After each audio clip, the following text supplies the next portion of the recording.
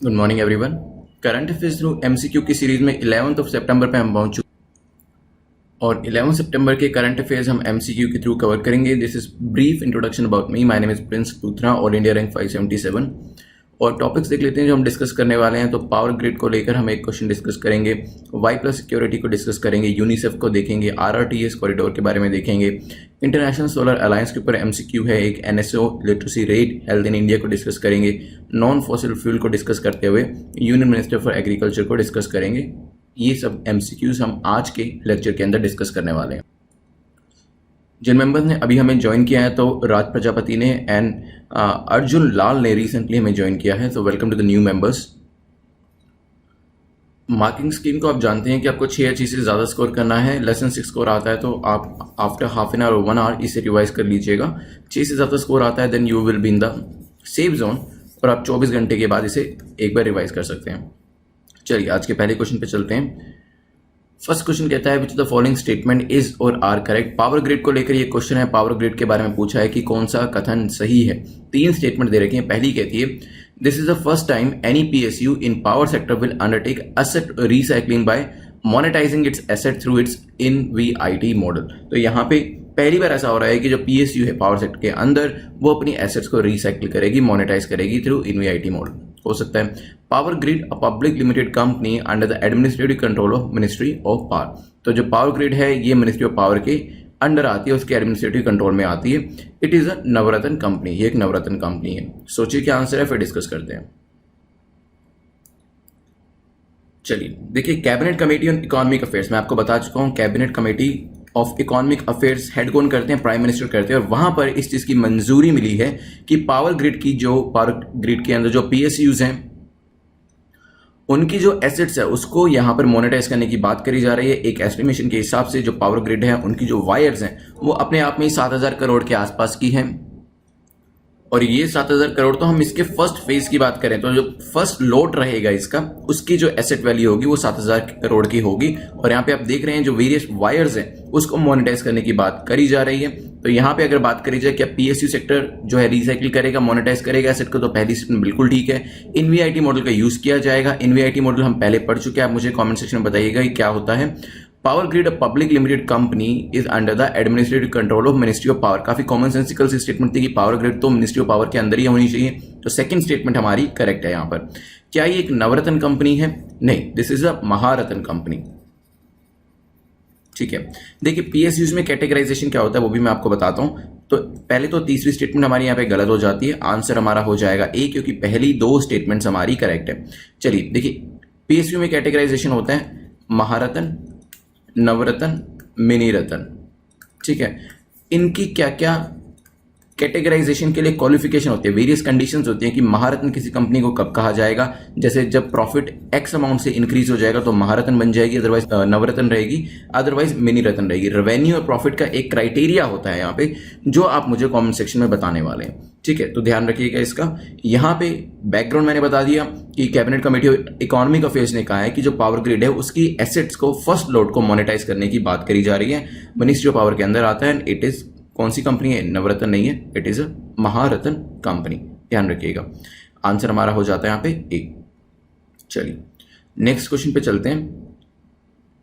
चलिए question number 2 को देखते हैं। Which of the following statement is or are correct about Y plus security. तो वाई प्लस सिक्योरिटी के बारे में कौन सा कथन सही है?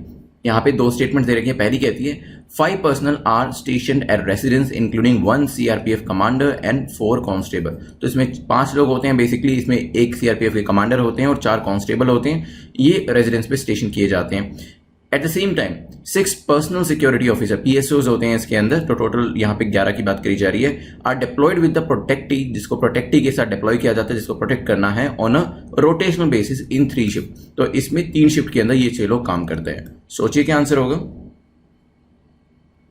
चलिए तो यहां पे यस, इसमें टोटल 11 पर्सनल होते हैं जिसमें 1 सीआरपीएफ कमांडर होते हैं, 4 कांस्टेबल होते हैं। तो पहली स्टेटमेंट तो हो जाती है आपकी ठीक। तो 5 लोग तो ये हो गए। साथ में 6 PSO that is personal security officers होते हैं जो 2-2 करके 8 घंटे की शिफ्ट करते हैं। तो 8 घंटे के लिए पहले 2 लोग, फिर तो 5 + 2 मतलब 7 जो पर्सनल होंगे वो तो हमेशा ही प्रोटेक्टी, जिनको प्रोटेक्ट किया जा रहा है उसके साथ होते हैं। तो आंसर हमारा हो जाएगा यहाँ पर सी, पहली और दूसरी स्टेटमेंट्स हमारे लिए करेक्ट है।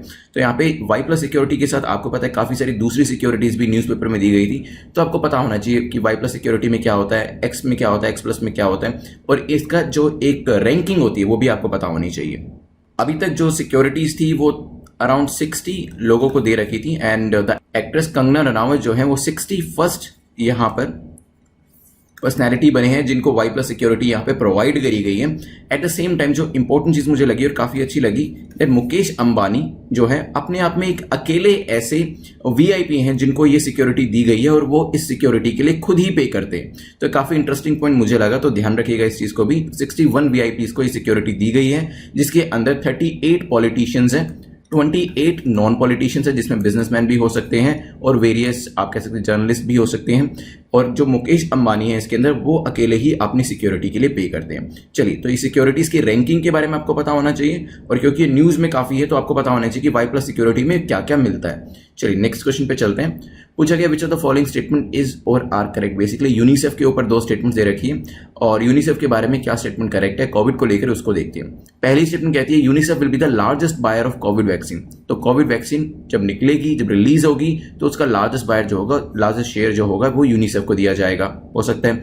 UNICEF will undertake these efforts in close collaboration with WHO। तो ये WHO के साथ मिलकर यूनिसेफ ये ऐसे एक्शंस जो हैं वो लेगा। सोचिए क्या आंसर होगा, फिर डिस्कस करते हैं। चलिए देखिए, आप जानते हैं कि वैक्सीन बनाने का जो काम है वो काफी जोरों शोरों से चल रहा है, और ऐसा कहा गया है कि जब भी वैक्सीन निकलती है तो सबसे बड़ा शेयर जो होगा वो यूनिसेफ को मिलेगा। अदरवाइज क्या होगा आपको पता है, यूएस अपना शेयर ले जाएगा, इंडिया अपना शेयर ले जाएगा, चाइना अपना शेयर ले जाएगा, और यहां पर जो वेरियस छोटी छोटी कंट्रीज जिनके पास ज्यादा पैसा नहीं है इन वैक्सीन को अफोर्ड करने का, हो सकता है उनको वैक्सीन मिले ही ना। यहाँ पर रोल आता है यूनिसेफ का, ताकि एक इक्विटेबिलिटी जो है वो क्रिएट करी जा सके, जो हमारे गरीब मुल्क हैं उनको भी ये जो वैक्सीन प्रोवाइड करी जा सके, बिकॉज एवरी लाइफ मैटर। तो वहाँ पर भी जो रहने वाले लोग हैं उनकी भी लाइफ जो है इंपॉर्टेंट है। तो यहाँ पे यूनिसेफ जो होगा अराउंड 2 बिलियन के आसपास एस्टिमेट बताया जा रहा है, उतनी वैक्सीन को ये इंपोर्ट करेगा, लेगा और बाद में उसे फिर डिस्ट्रीब्यूट करेगा। तो पहली स्टेटमेंट ठीक है। सेकंड स्टेटमेंट काफ़ी ईजी थी, WHO के साथ काम करना पड़ेगा, तो यस, वर्ल्ड हेल्थ ऑर्गेनाइजेशन के साथ मिलकर यहाँ पे यूनिसेफ एक क्लोज कोलैबोरेशन में काम कर रहा है। दोनों स्टेटमेंट्स ठीक हैं। किया क्यों जा रहा है ऐसा, ताकि इक्विटेबल एक्सेस सभी नेशंस को दिया जा सके, सभी इंडिविजुअल्स को दिया जा सके। आंसर हमारा हो जाएगा यहाँ पर सी, ध्यान रखिएगा इसको भी। चलिए नेक्स्ट क्वेश्चन पे चलते हैं।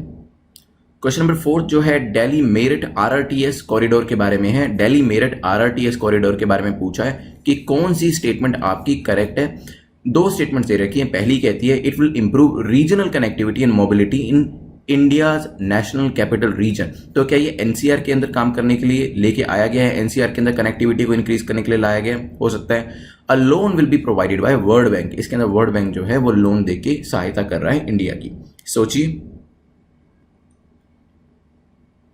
चलिए देखिए, RRTS का मतलब होता है रीजनल रैपिड ट्रांसपोर्ट सिस्टम। तो Delhi Meerut regional rapid transport system जो कि 82 किलोमीटर की एक लाइन है स्पीड ट्रेन की। तो यहां पर इस चीज को लाने के लिए जो ADB है, that is Asian development bank, उसने 500 मिलियन का एक ट्रांच जो है वो ऑलरेडी साइन कर दिया है, और टोटल 1 बिलियन देने के लिए यहां पर कहा गया है। तो नेक्स्ट ट्रांच के अंदर हो सकता है रिमेनिंग 500 मिलियन जो है उसके लिए भी सिग्नेचर हो जाए।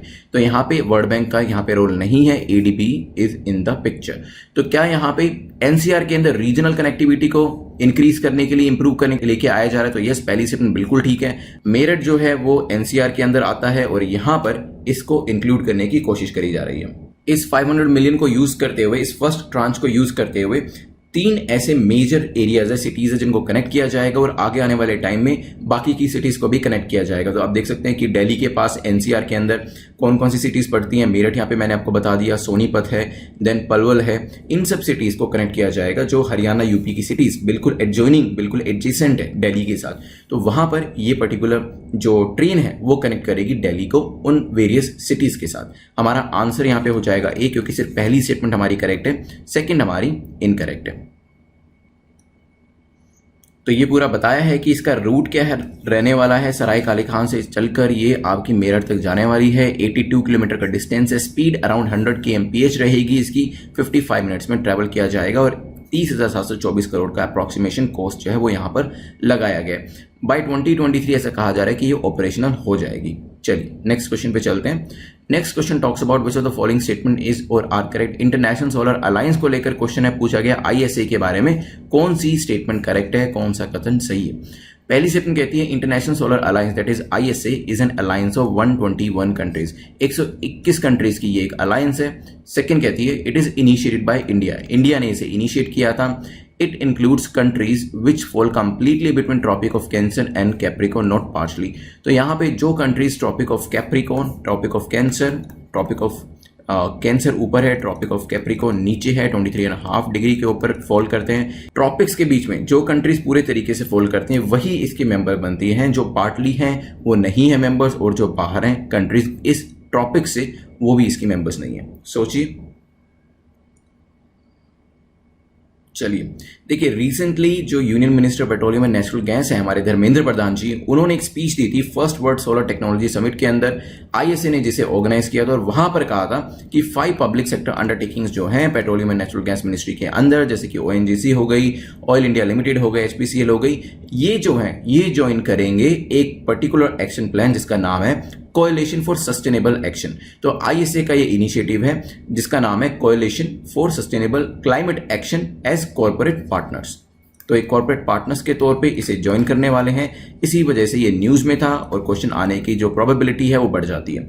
क्या इसके अंदर 121 कंट्रीज हैं? तो बिल्कुल ठीक है, प्रोस्पेक्टिव 121 कंट्रीज हैं इसके अंदर, जिसके अंदर से 81 कंट्रीज ने जो फ्रेमवर्क है वो साइन कर दिया है। क्या ये इंडिया द्वारा इनिशिएट किया गया था? आप जानते हैं ISA जो था इंडिया के द्वारा इनिशिएट किया गया था, फ्रांस का भी इसके अंदर रोल था, और यहाँ पे जो कंट्रीज इंक्लूड करी जाती हैं वो tropic of cancer and tropic of capricorn के बीच की कंट्रीज होती हैं। लेकिन चाहे वो फुल्ली इन दोनों के बीच में हो या पार्टली इन दोनों के बीच में हो, दोनों को ही इंक्लूड किया जाता है। First part of the statement यहां तक ठीक है, लेकिन ये second part of the statement जो है उसकी वजह से ये स्टेटमेंट, थर्ड स्टेटमेंट हमारी इनकरेक्ट हो जाती है। आंसर हमारा हो जाएगा B।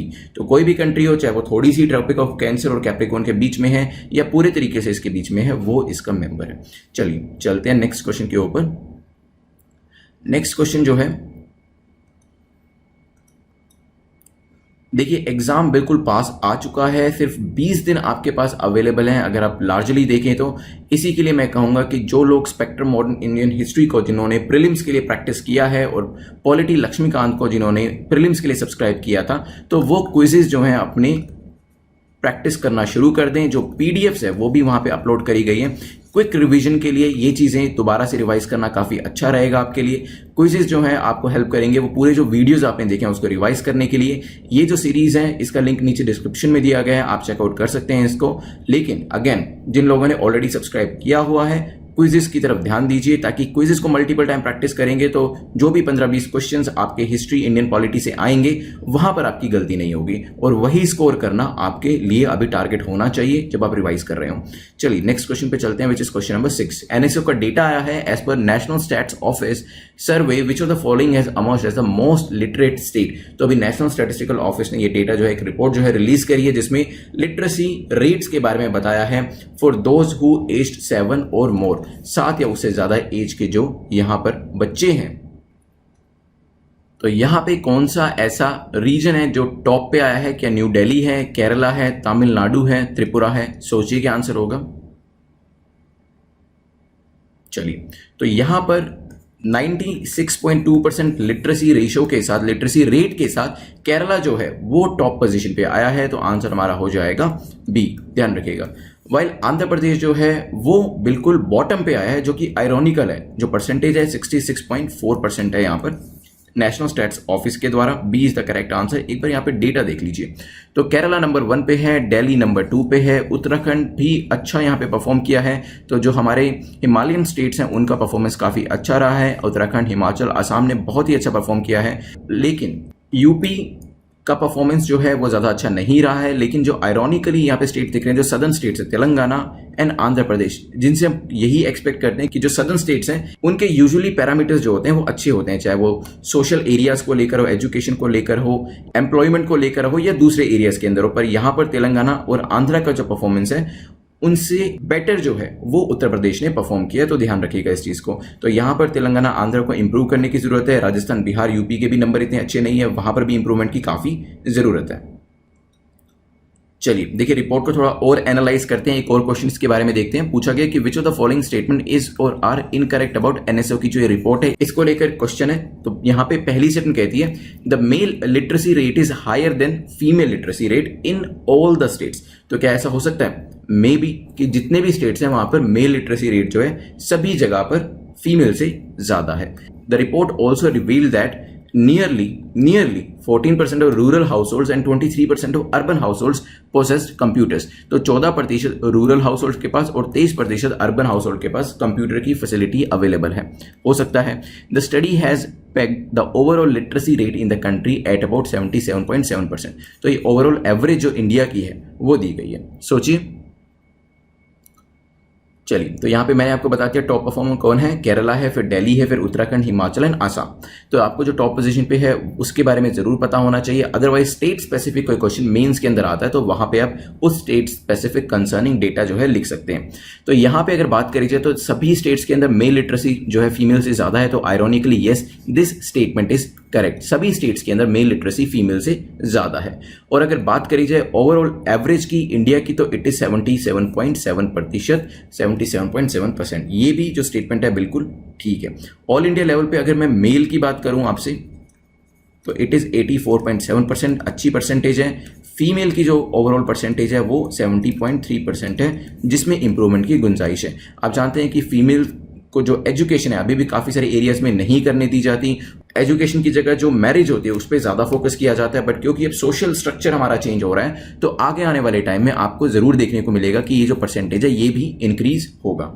चलिए यहाँ पे सेकंड स्टेटमेंट को देखते हैं। अगर हम कंप्यूटर्स के पोजेशन की बात करें तो अभी हमने लॉकडाउन के दौरान देखा था कि काफ़ी सारे बच्चे अर्बन एरियाज़ के अंदर तो वो ऑनलाइन लेक्चर्स जो हैं कर पा रहे हैं क्योंकि उनके पास रिसोर्सेज अवेलेबल हैं, उनके पास इंटरनेट अवेलेबल है, स्मार्टफोन्स अवेलेबल हैं। लेकिन ये चीज़ें जो हैं इनकी कमी है कहाँ पर? इनकी कमी है रूरल एरियाज़ में। जैसे कल हमने डिस्कस किया था कि रूरल एरिया के अंदर इवन इंटरनेट भी अवेलेबल नहीं है, जो कि अब नेशनल ब्रॉडबैंड जो हमारा प्रोग्राम है उसके अंतर्गत प्रोवाइड किया जाएगा। और यहाँ पे कंप्यूटर्स की बात करी जाए तो second part of the statement correct है, 23% अवेलेबिलिटी है। लेकिन अगर हम रूरल एरियाज की बात करते हैं अर्बन एरियाज की कंपैरिजन में तो 14% नहीं है, सिर्फ 4% लोगों के पास कंप्यूटर की अवेलेबिलिटी है। सेकंड स्टेटमेंट इसी वजह से इनकरेक्ट हो जाती है। आंसर हमारा क्या हो जाएगा? पहली और तीसरी स्टेटमेंट ठीक है, सेकंड इनकरेक्ट है। बताना क्या था? इनकरेक्ट ही बतानी थी, कौन सा यहाँ पे कथन गलत है। तो सिर्फ सेकंड स्टेटमेंट इनकरेक्ट है, आंसर हमारा हो जाएगा ए। ध्यान रखिएगा इसके बारे में। चलिए 7 क्वेश्चन हमारे कंप्लीट हो गए हैं, चलते हैं नेक्स्ट क्वेश्चन के ऊपर। क्वेश्चन नंबर 8 के बारे में देखते हैं। Which of the following statement is or are correct about Health in India report. तो हेल्थ इन इंडिया रिपोर्ट के बारे में 3 स्टेटमेंट्स दे रखी हैं और आपको बताना है कौन सी स्टेटमेंट करेक्ट है। पहली कहती है health in India is publish by NSO. इसे नेशनल स्टैट्स ऑफिस जो है वो पब्लिश करता है, हो सकता है।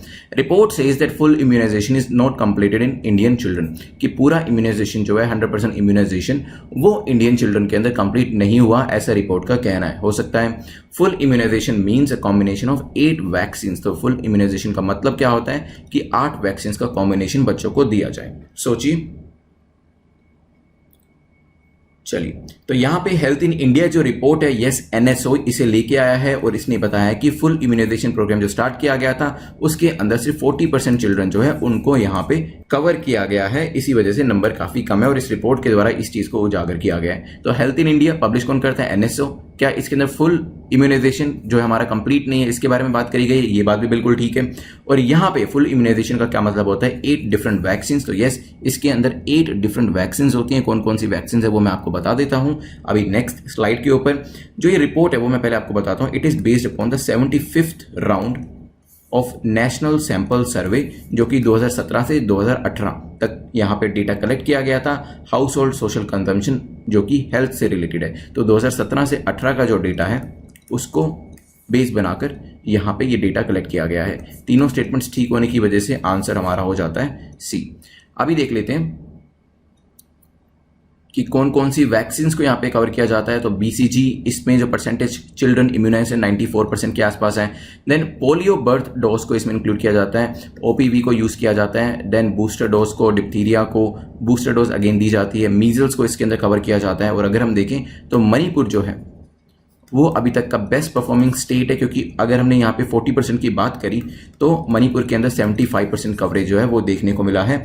वर्स्ट परफॉर्मेंस की बात करें तो नागालैंड के अंदर वर्स्ट परफॉर्मेंस है, क्योंकि इंडिया का एवरेज 40% का कवरेज है, नागालैंड के अंदर जो कवरेज है वो सिर्फ 12% है, तो ध्यान रखिएगा। और अगर हम दिल्ली की बात करें, इवन दिल्ली के अंदर भी जो इम्यूनाइजेशन है वो लेस देन 50% है। तो यहाँ पे हम इम्यूनाइजेशन किसको मान रहे हैं, जिनको 8 वैक्सीन का जो डोज है वो कॉम्बिनेशन जो होता है वो दे दिया गया है, तो ध्यान रखिएगा इस चीज के बारे में। चलते हैं 9th क्वेश्चन के ऊपर। 9th क्वेश्चन जो है रिन्यूएबल एनर्जी को लेकर है। पूछा गया रिन्यूएबल एनर्जी के बारे में कौन सी स्टेटमेंट करेक्ट है, कौन सा कथन सही है।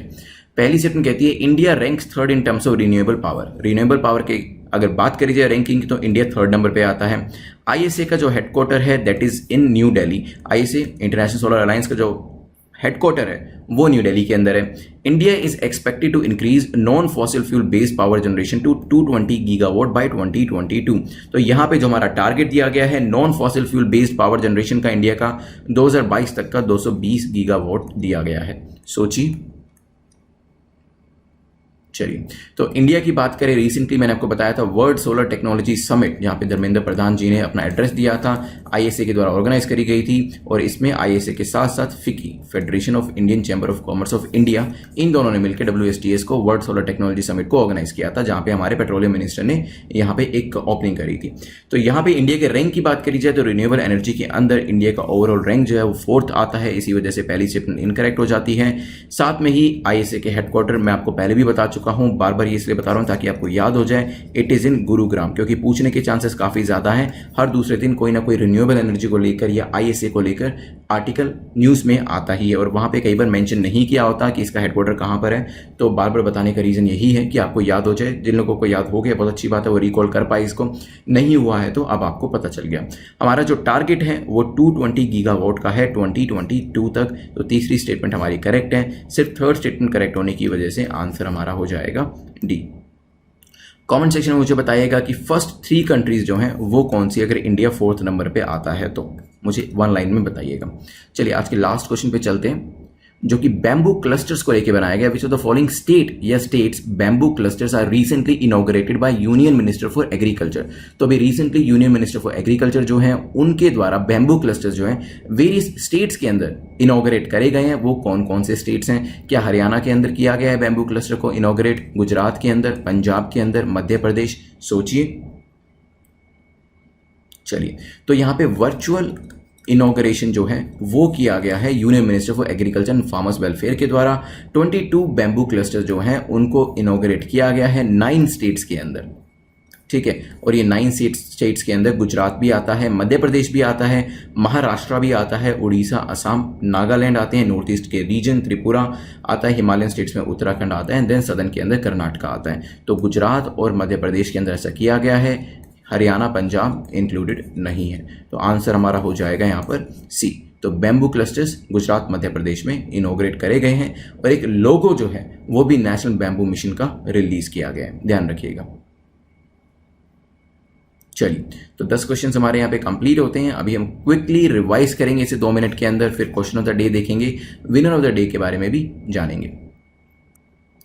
शुरुआत हमने करी थी वेरियस PSUs के साथ। पावर ग्रिड जो है मिनिस्ट्री ऑफ पावर के अंडर आती है। वेरियस PSUs जो हैं वो अपनी एसेट को मोनेटाइज करने की यहाँ पे कोशिश कर रही हैं। Cabinet committee on economic affairs chaired by prime minister ने ऐसा कहा है। और पावर ग्रिड के बारे में बात करी थी हमने, तो इट्स अ महारत्न कंपनी। ध्यान रखिएगा, ये जो वायर्स हैं इनको NVIT मॉडल के थ्रू हम लोग मोनेटाइज करने की कोशिश कर रहे हैं। Y+ सिक्योरिटी की बात करी थी, टोटल 11 लोग होते हैं। किस तरीके से काम करता है 2+2+2 वो भी मैंने आपको बताया था।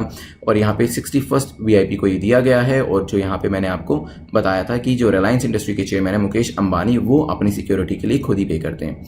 फिर हमने देखा था यूनिसेफ के बारे में। यूनिसेफ जो है लार्जेस्ट बायर बन गया है कोविड वैक्सीन का। जब भी निकलेगी तो ये सबसे ज्यादा खरीदेंगे और वेरियस इक्विटेबल बेसिस पे जो पुअर कंट्रीज हैं वहां पर डिस्ट्रीब्यूट करेंगे। WHO के साथ कोलैबोरेशन किया जा रहा है। इसके बाद डिस्कशन हमारा हुआ था दिल्ली मेरठ RRTS के बारे में। RRTS है rapid regional rapid transport system corridor ये बनाया गया है और मैंने पूरा दिखाया था आपको। मेरठ को कनेक्ट करेगा, आगे आने वाले टाइम में जो आसपास की सिटीज़ हैं जैसे कि सोनीपत, पानीपत, पलवल, इनको भी कनेक्ट किया जाएगा। और यहाँ पे 82 किलोमीटर्स का कनेक्शन रहेगा। ये 100 kmph की स्पीड रहेगी। सराय काले खां से स्टार्ट होगा और यहाँ पे मेरठ तक जाएगा। इसके अंदर ADB ने हमें 500 मिलियन का लोन जो है वो साइन किया है। फिर हमने IAC के बारे में देखा था। IAC के अंदर 121 कंट्रीज हैं, इनिशिएटेड बाय इंडिया है। एट द सेम टाइम कुछ और यूनिक चीज़ इसके अंदर जो है वो ये है कि पार्टली हो या पूरी तरीके से हो, कंट्री जो इसके अंदर आती है ट्रॉपिक ऑफ कैंसर और कैप्रिकॉर्न के बीच में, उसको लिया जाता है। WSTS के अंदर अनाउंसमेंट करी गई थी हमारे जो पेट्रोलियम मिनिस्टर धर्मेंद्र प्रधान के द्वारा। फिर क्वेश्चन नंबर 6 में हमने क्या देखा था? क्वेश्चन नंबर 6 में हमने NSO के डेटा के बारे में देखा था। केरला ने यहाँ पे टॉप किया है लिटरेसी के मामले में। और फिर रैंकिंग आप देख सकते हैं, आंध्रा, राजस्थान, बिहार, तेलंगाना, यूपी का परफॉर्मेंस जो है इतना अच्छा नहीं रहा है, एवरेज से कम है। एवरेज की बात करी थी 77.7% है। यहाँ पे लिटरेसी की बात हो रही है। और कंप्यूटर पोजेशन की बात जो करी गई थी उसमें भी जो रूरल एरियाज है वहाँ पे सिर्फ 4% है compare to 23% in the urban areas households. ध्यान रखिएगा, मेल लिटरेसी जो है हर स्टेट के अंदर फीमेल से ज़्यादा है। चलिए तो नेक्स्ट क्वेश्चन हम देखते हैं। हमने यहाँ पे हेल्थ इन इंडिया की रिपोर्ट के बारे में देखा था। NSO ने पब्लिश किया है। फुल इम्यूनाइजेशन नहीं हुआ है, सिर्फ 40% कवरेज किया गया है।